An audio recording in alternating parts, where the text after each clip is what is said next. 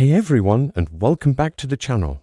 Today, we're diving deep into the Golden Arches. You probably think you know McDonald's, right? That local spot for a quick Big Mac or some salty fries. But what if I told you the story behind this global giant is filled with more twists, turns, and bizarre facts than a McFlurry? From its humble beginnings to becoming a cultural icon, the history of McDonald's is a wild ride. So, grab a snack, get comfortable, and let's unwrap the secrets you never knew about the world's most famous fast food chain. It all started in 1940, not with burgers, but with barbecue.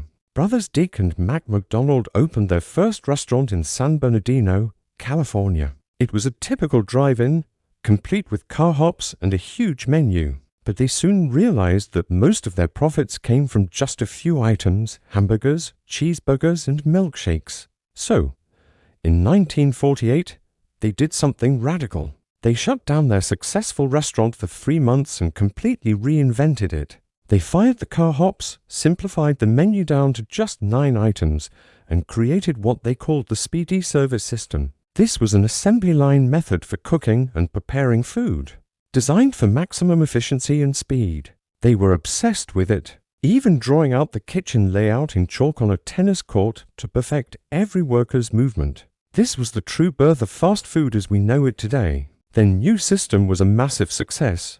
The food was fast, cheap, and consistent. But the McDonald brothers weren't interested in massive expansion. They were happy with their single, highly profitable location. That's where a man named Ray Kroc comes in. Kroc was a 52-year-old traveling salesman selling milkshake mixers.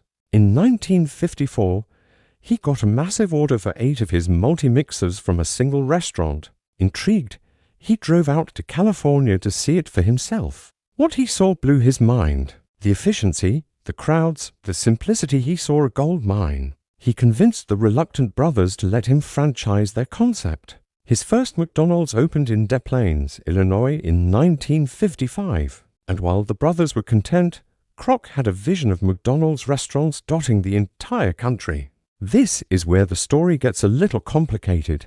The relationship between Kroc and the McDonald brothers soured over time. Kroc was aggressive and ambitious, while the brothers were conservative and protective of their brand. For example, the iconic Golden Arches weren't Kroc's idea. They were part of the original restaurant's architecture, designed to be eye-catching from the road.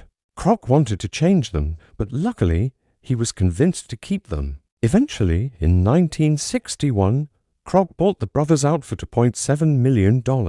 A huge sum at the time. But here's the kicker. The deal didn't include the original San Bernardino restaurant. So, the brothers renamed it the Big M. Annoyed, Kroc opened a brand new McDonald's right across the street and eventually drove them out of business. He later claimed in his autobiography that he was the founder of McDonald's, largely writing the brothers out of the official history for decades. Now let's talk about the menu. Many of the most famous items weren't created by the corporate headquarters. They were invented by franchisees. The Filet-O-Fish, for instance, was created in 1960 by Lou Groen, a franchisee in Cincinnati. His restaurant was in a predominantly Catholic neighborhood, and his sales plummeted on Fridays. So, he created a fish sandwich as a meat-free alternative for Lent. Ray Kroc initially hated the idea. He had his own meatless alternative in mind, the hula burger, which was a slice of grilled pineapple on a bun. They made a bet. On a specific Friday, they'd sell both sandwiches and see which one performed better. The final score: Filet-O-Fish, 350 sold. Hula burger, just a handful. The Filet-O-Fish became a permanent menu item. And what about the Big Mac? That was also the creation of a franchisee. Jim Deligotti, who operated several restaurants in the Pittsburgh area, invented it in 1967. He felt the menu needed a bigger, more substantial burger for adult customers. The famous all-beef patties, special sauce, lettuce, cheese, pickles, onions on a sesame seed bun jingle came later, but the sandwich itself was an immediate local hit. It was so popular that it was rolled out nationwide just a year later, becoming arguably the most iconic burger in the world. This really shows how much the creativity of individual owner-operators shaped the brand we know today. McDonald's has also been a pioneer in marketing, especially to children. The Happy Meal, introduced in 1979, was a stroke of genius. The idea came from a franchisee who wanted a prepackaged meal specifically for kids. The combination of a smaller meal, a colorful box, and, most importantly, a toy was irresistible. The toys themselves have become massive collector's items. The 1990s Teeny Beanie Babies promotion was so popular that it caused stampedes and supply chain chaos. It cemented McDonald's as a place for families, not just a quick stop for adults. And let's not forget about Ronald McDonald. The original Ronald, who debuted in 1963, was played by a man named Willard Scott. Yes, the same Willard Scott who later became the weatherman on the Today Show. But his version was a little creepy. He had a cup for a nose and a tray for a hat. The character was quickly redesigned to be the friendly, less terrifying clown we recognize today. At his peak, Ronald McDonald was more recognizable to American children than the president.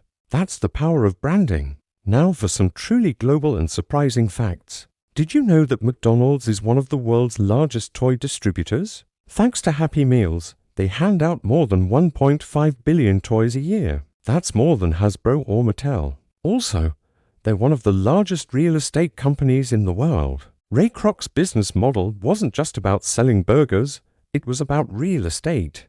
The company buys the property and then leases it to the franchisees, creating a massive and stable revenue stream. As Kroc himself once said, "We are not in the hamburger business, we are in the real estate business." The menu also looks incredibly different depending on where you are in the world. In India, where a large portion of the population doesn't eat beef, you can get a makalu tikki, a patty made of potatoes and peas. In Japan, you might find a teriyaki McBurger or an ebi filet o shrimp. In Germany, you can order a beer with your meal. In the Philippines, they serve McSpaghetti, a sweet-style spaghetti that's a local favorite. This ability to adapt to local tastes, a strategy they call localization, is a key reason for their global dominance. But it hasn't all been smooth sailing. McDonald's has faced a ton of criticism over the years regarding health, labor practices, and environmental impact.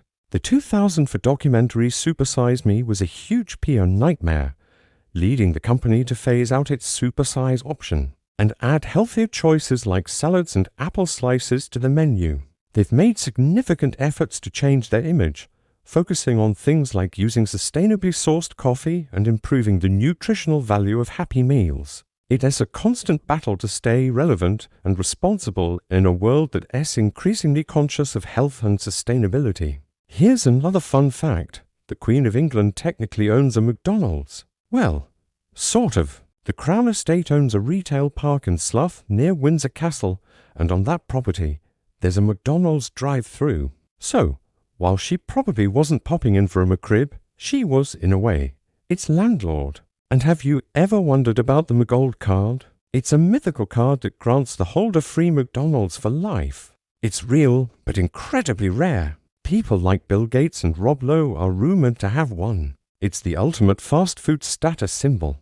The story of McDonald's is a fascinating look at American capitalism, innovation, and culture. It's a story of two brothers with a simple, brilliant idea and the ruthless businessman who turned it into a global empire. It's a brand that has shaped everything from how we eat to how we think about business, marketing, and even architecture. Whether you love it or hate it, there's no denying its impact. From the Speedee Service System drawn on a tennis court, to serving millions of people in over 100 countries every single day, McDonald's has become a part of the fabric of modern life. What's your favorite McDonald's memory or menu item? Or what's the craziest international item you've ever seen? Let me know down in the comments. It's always fascinating to hear your stories.